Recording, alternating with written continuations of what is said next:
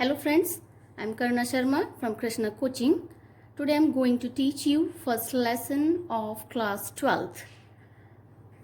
Now we will first see the name of the lesson, A Girl with a Basket. देखिए यहाँ पर आपको नाम में ही समझ में आ जाएगा, a girl with a basket. इसका मतलब ये है कि एक लड़की और उसके पास एक बास्केट है। तो देखिए ये कहानी का आधा जो भाग है हमें इस हेडिंग में ही समझ में आ रहा है। इसके राइटर हैं विलियम सी डगलस। तो पहले हम डगलस के बारे में देखते हैं, about the author. William C Douglas, a जज of a Supreme Court of United State of America. तो William C Douglas United States of America के जज थे, सुप्रीम कोर्ट के जज थे। विजिटेड इंडिया इन 1950, वो 1950 में भारत आए थे। ड्यूरिंग हिज विजिट, उनके इस दौरे के समय पर, मतलब जब वो भारत घूमने आए थे तब उन्होंने क्या देखा, he happened to travel from New Delhi to Ranikhet a hill station in Himalayas. वो न्यू दिल्ली से रानीखेत हिल स्टेशन जो हिमालयाज में है वहाँ पर वो अपनी फर्स्ट विजिट में गए थे। He was a realist and supporter of labour, वो लेबर के सपोर्टर थे। और he also loved self respect and self confidence, वो सेल्फ रेस्पेक्ट को लव करते थे, मतलब उन्हें सेल्फ रेस्पेक्ट पसंद था, उनका नेचर सेल्फ रेस्पेक्ट का था और सेल्फ कॉन्फिडेंस उन्हें पसंद था। He was fascinated and charmed with the natural beauty of India, जब वो इंडिया आए तो वो भारत की प्राकृतिक सुंदरता को देखकर आकर्षित हो गए थे। और वहाँ पर देखिए, a girl with the basket is one of the famous ऐसे, और a girl with the basket उनका एक फेमस ऐसे है। अब हम देखते हैं अबाउट द लेसन। इसमें देखिए, A Girl with a Basket has been written by William C. Douglas, who came to India after the partition of the country in 1950. ये विलियम सी डगलस जो अमेरिका से भारत आए थे, वो देखिए कब आए थे, जब भारत और पाकिस्तान का पार्टीशन हुआ था। उसके बाद 3 साल बाद 1950 में 1950 में वो इंडिया आए थे। उस समय देखिए, at that time India was full of refugees आप जानते हो, रेफ्यूजीज का अर्थ होता है शरणार्थी। शरणार्थी वो होते हैं जो दूसरे देश से किसी और देश से अपने देश में आते हैं, वो शरणार्थी होते हैं। तो उस वक्त भारत में बहुत सारे शरणार्थी थे who were driven away by communal fantasism of Pakistan. ये रेफ्यूजीज कहाँ से आए थे? ये पाकिस्तान से आए थे। वो कम्युनल फैंटासिज्म की वजह से पाकिस्तान से भारत आए थे। कम्युनल फैंटासिज्म क्या होता है? सांप्रदायिक, कम्युनल माने कि सांप्रदायिक, फैंटासिज्म माने कि कट्टरपंथी। जो पाकिस्तान के कट्टरपंथी लोग थे, ऐसे लोगों का जो संप्रदाय था, उन्होंने इंडिया में उन्हें भेज दिया था, पाकिस्तान से निकाल दिया था। He had a unique experience eight one of the railway stations. वो उन्होंने बहुत सारे रेलवे स्टेशन में से एक रेलवे स्टेशन पर एक बहुत ही अद्भुत सा एक्सपीरियंस उन्हें हुआ है। और many refugee children were selling small articles like baskets and fans. अब ये ऑथर देखिए विदेश से आए हैं, अमेरिका से, यूनाइटेड स्टेट ऑफ अमेरिका से आए हैं। वो ट्रेन से सफ़र कर रहे हैं, वो कई स्टेशंस पर उतरे, वहाँ पे से उन्होंने एक स्टेशन का वर्णन किया है कि एक स्टेशन पर उन्हें क्या अनुभव हुआ। वहाँ पर एक छोटे बच्चे थे, वो रेफ्यूजी के बच्चे थे, जो शरणार्थी थे, जो पाकिस्तान से भारत आए हुए थे। उन शरणार्थियों के छोटे बच्चे जो बास्केट्स वगैरह, हैंडमेड बास्केट्स बेच रहे थे, फैन बेच रहे थे, हैंडमेड फैंस बेच रहे थे, तब उन्होंने देखा, उन्हें क्या अनुभव आया, वही सभी बातें इस चैप्टर में बताई गई हैं। He was impressed with a little girl of 9 years. इसी समय वो एक 9 साल की छोटी बच्ची से बहुत ही इम्प्रेस हो गए थे। ऐसा क्या किया उस लड़की ने? देखिए इस चैप्टर में हम आगे पढ़ेंगे कि वो इस बच्ची से इम्प्रेस क्यों हो गए। This essay is the recollection of the valuable experiences. तो अब हम इस ऐसे के बारे में देखेंगे। देखिए अब यहाँ से हम अपना चैप्टर शुरू करने जा रहे हैं। अब यहाँ पर मैं जो मीनिंग अंडरलाइन करती चलूँगी, आप अपनी कॉपी में नोट कर लेना और उस मीनिंग को लिख कर याद करना है आपको। देखिए, I had left new Delhi for the Himalayas. ये राइटर जो है विलियम सी डगलस, ये अपनी स्टोरी बता रहे हैं, अपना एक्सपीरियंस कह रहे हैं। यहाँ पर शुरू में ये कहते हैं कि मैं न्यू दिल्ली से हिमालयाज की ओर चल पड़ा। वो न्यू दिल्ली से हिमालय की ओर जा रहे हैं, चल दिए हैं। I was going as far as Bareilly by train. अब मुझे जाना था बरेली ट्रेन से, मतलब राइटर कह रहे हैं कि उन्हें ट्रेन से बरेली जाना था। एंड देन बाय कार, फिर वो कार से कहीं और जाने वाले थे। देखिए कहाँ जाने वाले थे। Then by car to Ranikhet, an old British Army hill station located on a 6,000-foot ridge opposite to 120 miles stretch of snow-capped Himalayas. तो वो जब चले बरेली से, वो बरेली तक वो बरेली तक वो ट्रेन से गए और बाद में कार से रानीखेत तक गए। अब रानीखेत में देखिए क्या है, an old British army hill station. British army का हिल स्टेशन है, वहाँ ब्रिटिश की छावनी पहले वहाँ पर थी उस हिल स्टेशन पर। लोकेटेड ऑन, वो 6,000 फीट, ठीक 6,000 फीट अपोजिट, मतलब बर्फ से आच्छादित जो हिमालय है उसके सामने 6,000 फीट ऊंचाई पर वो छावनी स्थित थी। The train was slow, train बहुत ही स्लो थी। And it stopped at all the way stations. Train इतनी धीमे चल रही थी, ये समझ लो कि अब पैसेंजर ट्रेन में ही जा रहे होंगे वो राइटर। तो train was slow and it stopped at all the ways station, और मार्ग में आने वाले प्रत्येक स्टेशन पर वो ट्रेन रुक रही थी। जैसे पैसेंजर्स ट्रेन रुकती हैं, हर स्टेशन पर वह ट्रेन रुक रही थी। At every stop I swung open. Swung open meaning अपने नोटबुक में नोट कर लीजिए, इसका अर्थ होता है खोल देता था। मतलब कि at every stop I swung open the door of my compartment and walked the platform. मैं हर स्टेशन पर अपनी कंपार्टमेंट का गेट खोल देता था और प्लेटफॉर्म पर उतर आता था। जैसे ही ट्रेन रुकती थी तो राइटर प्लेटफॉर्म पर उतरकर टहलते थे। अब नेक्स्ट पैराग्राफ देखिए। The platform were packed with people. यह प्लेटफॉर्म जो था भरा पड़ा था, पैक्ड विथ पीपल, लोगों से भरा पड़ा था। जहां पर कौन कौन थे देखिए, Sikhs, Muslims, Hindus, soldiers, merchants, priests, porters, beggars, hawkers. Sikh, Muslim, Hindu, soldiers, merchants, priest पुजारी, पोर्टर्स कुली, बेगर्स भिखारी, एंड हॉकर्स फेरी वाले। इन सब से ये रेलवे स्टेशन का प्लेटफॉर्म भरा हुआ था। Almost everyone was barefoot. Barefoot means without slippers, नंगे पैर कहते हैं जिसे। तो almost everyone was barefoot and dressed in loose white garments. सब लोगों ने ढीले ढीले सफेद वस्त्र पहने हुए थे। I would ask at least 3 people before I could find one who spoke English. मैं 3 लोगों से पहले बात कर चुका था जब मुझे कोई मिलता इंग्लिश बोलने वाला व्यक्ति। इसका मतलब मुझे कोई इंग्लिश बोलने वाले व्यक्ति मिलने से पहले मैं 3 लोगों से बात कर चुका था। उसका अर्थ यह है कि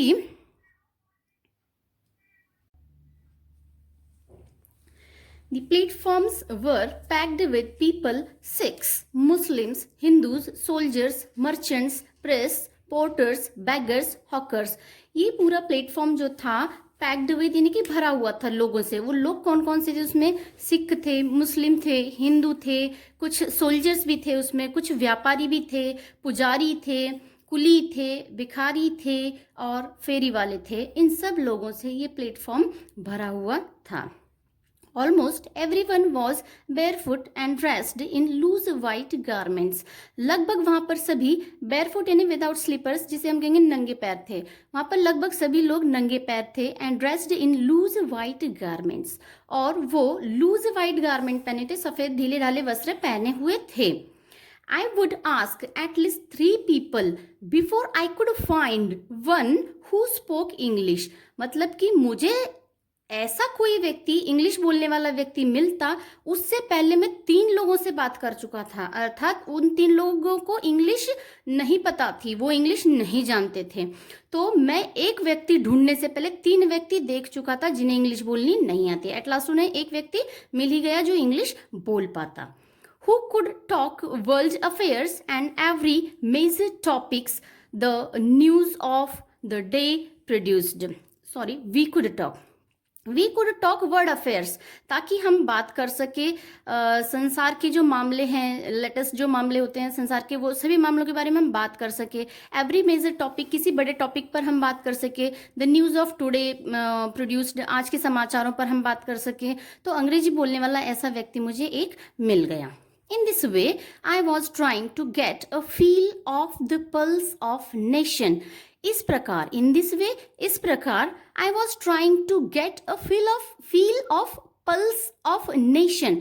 इसका अर्थ ये है कि इस प्रकार मैं देश की नब्ज पहचानने की कोशिश कर रहा था. इसका अर्थ है वह अपने व्यू से इंडिया को देखने का प्रयास कर रहे थे. Checking opinion against official attitudes and reports. इसका मतलब है जो अमेरिका की गवर्नमेंट के जो ओपिनियंस हैं उनके अपोजिट ओपिनियन, उनके अगेंस्ट में. इसका अर्थ है कि उनके ऑफिशियल जो डॉक्यूमेंट्स कह रहे हैं क्या वास्तव में इंडिया में वैसा ही है, वो चेक करना चाहते थे खुद के व्यू से. इसीलिए वो इंडिया में घूम रहे थे, वहाँ के लोगों से मिल रहे थे, देख रहे थे वहाँ पर. The route lay through one of the richest of India's agricultural areas. अब उनकी ट्रेन का जो रूट था वो कहाँ से होकर गुजर रहा था? थ्रू यानी होकर गुजरना. तो उनका मार्ग जो था वो कहाँ से होकर गुजर रहा था? One of the richest of India's agricultural areas, Bharat के कृषि संपन्न भूमि से, क्षेत्र से होकर गुजर रहा था.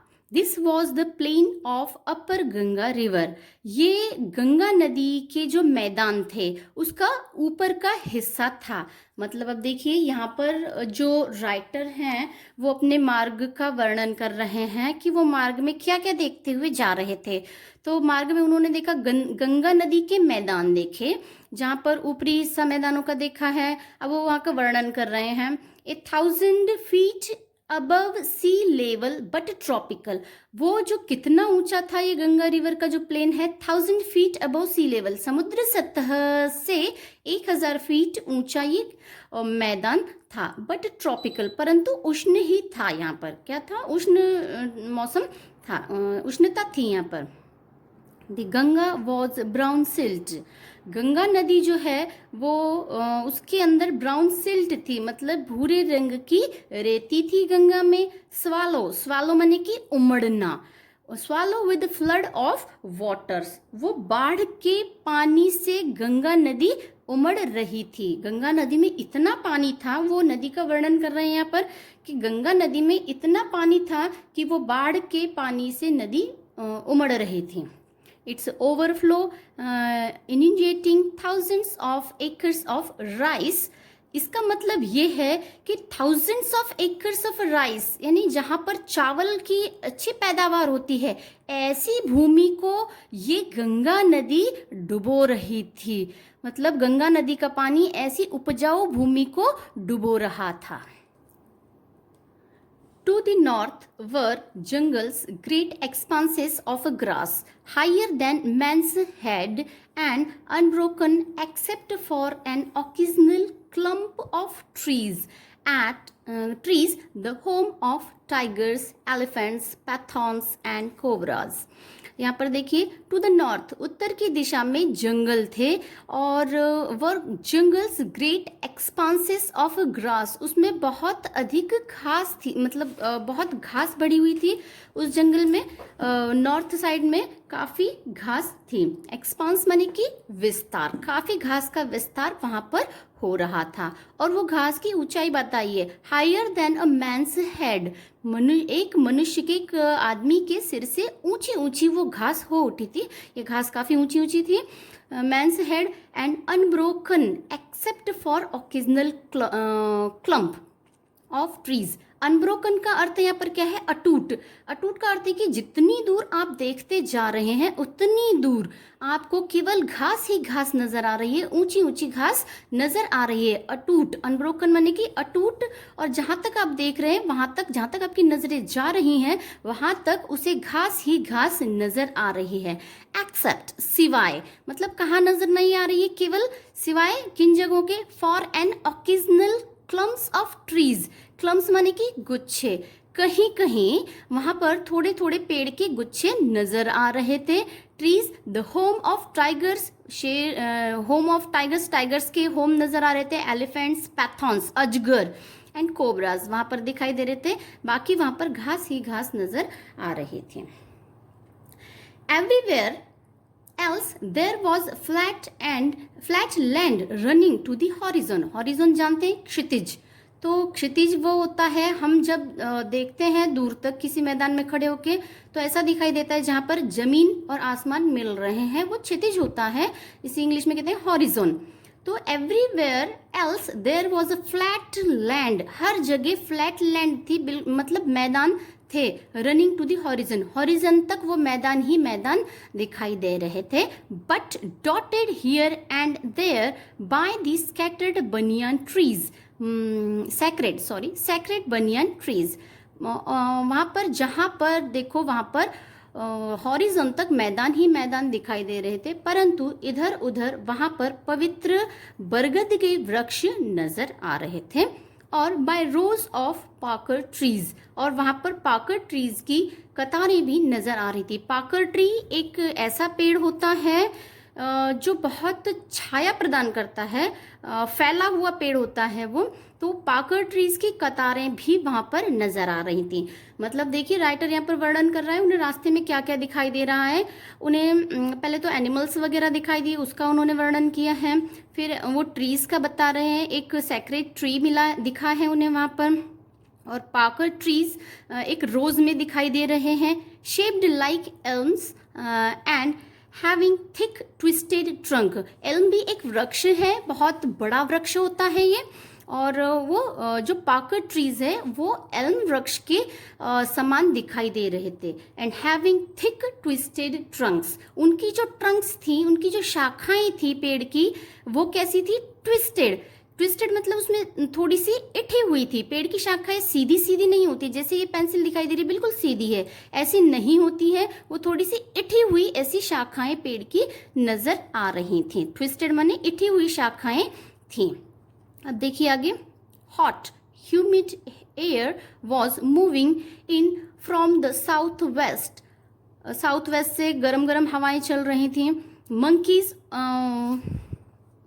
monkeys, some of them mothers with babies clinging to them and riding underneath।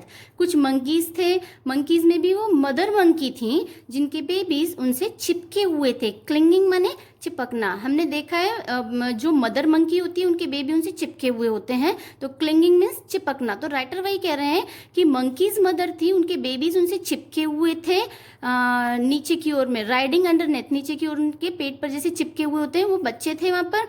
Swung of trees at the stations, वो ट्री से उछलकर स्टेशंस पर आ रहे थे, वहां उछल कूद मचा रहे थे वो बंदर।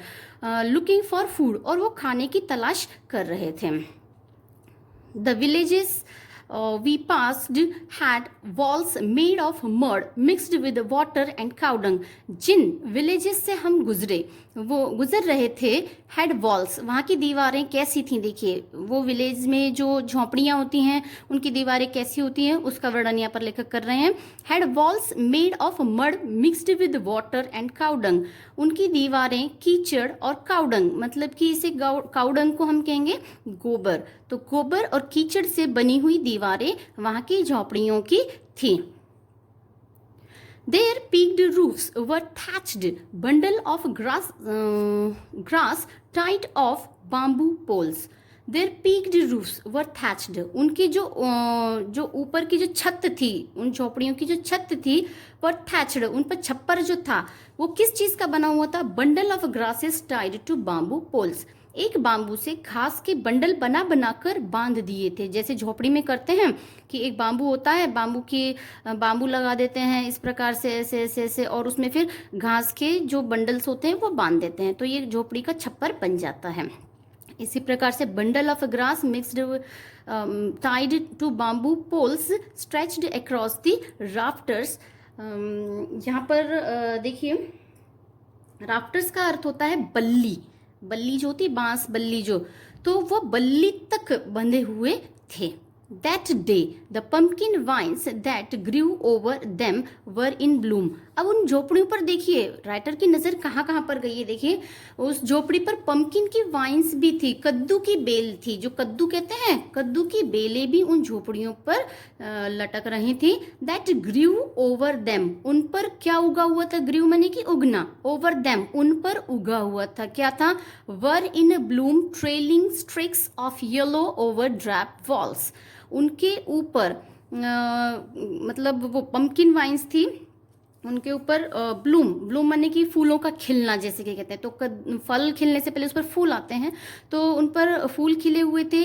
ट्रेलिंग माने लटकना, स्ट्रिक्स माने कि धारियाँ, येलो कलर की धारियाँ उन पर दिखाई दे रही थी। ये कद्दू पर जो येलो येलो धारियाँ होती हैं, लाइंस होती हैं, वो लाइंस उस पर दिखाई दे रही थी। ओवर ए ड्रैब वॉल्स, ड्रैब वॉल्स का अर्थ है भद्दी दीवारें, तो झोपड़ी की भद्दी दीवारों पर पंपकिन वाइन्स थी, कद्दू की बेल थी, जिस पर येलो येलो लाइन वाले कद्दू लटक रहे थे। अब नेक्स्ट पैराग्राफ देखते हैं। अब देखिए, ये तो उन्होंने मार्ग का वर्णन किया यहाँ तक। अब देखिए, वो एक स्टेशन पर पहुँचते तब क्या होता है। At one station, my routine of talking with the people was interrupted. Interrupt हो गया मतलब कि रुक गया, बाधा होना, इंटरप्शन माने कि बाधा। तो एक स्टेशन पर लोगों से बोलने का मेरा जो रूटीन था वो इंटरप्ट हो गया, बाधा हो गई, मतलब मैं लोगों से बोलते बोलते रुक गया। ऐसा क्या हुआ देखते हैं। As soon as I alighted, a group of young children gathered around me. जैसे ही मैं स्टेशन पर उतरा, alighted उतरा, a group of young children, छोटे छोटे बच्चों का एक समूह मेरे आसपास आकर इकट्ठा हो गया। They were selling baskets. देखिए, अब हमारी कहानी का जो मेन हिस्सा है वो यहाँ से शुरू हो रहा है कि they were selling baskets. वो छोटे छोटे बच्चों ने आकर राइटर को चारों ओर से घेर लिया। जैसे ही राइटर स्टेशन पर उतरे, उन बच्चों के समूह ने राइटर को चारों ओर से घेर लिया और वो बच्चे बास्केट्स बेच रहे थे, और वो बास्केट्स हैंड वोवन थी, हाथ से बुनी हुई बास्केट्स थी। Read baskets with simple design and patterns. Read का अर्थ होता है सरकंडे, सरकंडे का अर्थ होता है एक बहुत हल्की हल्की सी लकड़ी होती है, तो उस लकड़ी से बनी हुई बास्केट जो होती है वो बिल्कुल सिंपल डिजाइन्स की हैंड वुवन बास्केट जो थी, अलग अलग पैटर्न की भी थी, वो बच्चे सेल कर रहे थे, बेच रहे थे।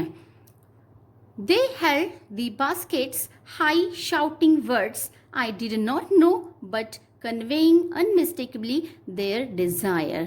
मतलब कि they held the baskets, तो वो बास्केट पकड़े हुए थे। हाई शाउटिंग वर्ड्स, वो जोर से चीख भी रहे थे। आई डिड नॉट नो, परंतु मैं नहीं जानता कि वो क्या कह रहे थे। बट कन्वेइंग अनमिस्टेकेबली देयर डिजायर्स, परंतु मैं उनकी इच्छाओं को समझ रहा था कि वो क्या इच्छा रख रहे हैं, उनको मैं समझ रहा था। दे held the baskets high shouting words, वो काफ़ी चीख कर जो बेचने का प्रयास कर रहे थे, उनके शब्दों को नहीं समझ पा रहा था, परंतु उनकी भावना समझ पा रहा था कि वो बास्केट बेचना चाहते हैं। ओके बच्चों, इसके आगे का चैप्टर मैं तुम्हें कल पढ़ाऊंगी। आज की वीडियो में इतना काफ़ी है, और इसकी जो डिफ़िकल्ट मीनिंग है आप उसको नोट कर लीजिए। इसमें देखिए, जो ये डिफ़िकल्ट मीनिंग है मैंने अंडरलाइन कर लिए हैं, आप उनको नोट कर लीजिए और याद ज़रूर कीजिएगा, ताकि जब मैं आपको आगे काम करवाऊंगी तो आपको दिक्कत नहीं आएगी। और हमारे चैनल को सब्सक्राइब करना ना भूलें, बेल आइकन दबा दीजिए, हमारे चैनल को सब्सक्राइब कीजिए। सुनील शर्मा नाम से हमारा चैनल है। तब तक के लिए गुड बाय।